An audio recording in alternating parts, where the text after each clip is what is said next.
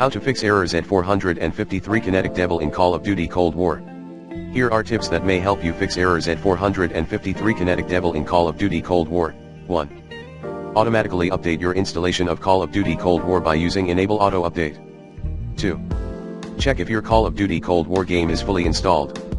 Note, 100% completed, sometimes, indicates that the installation may be not complete. You may need to be patient. 3. In the meantime, check on Call of Duty Cold War server status and your internet connection, and try rebooting your router, if any.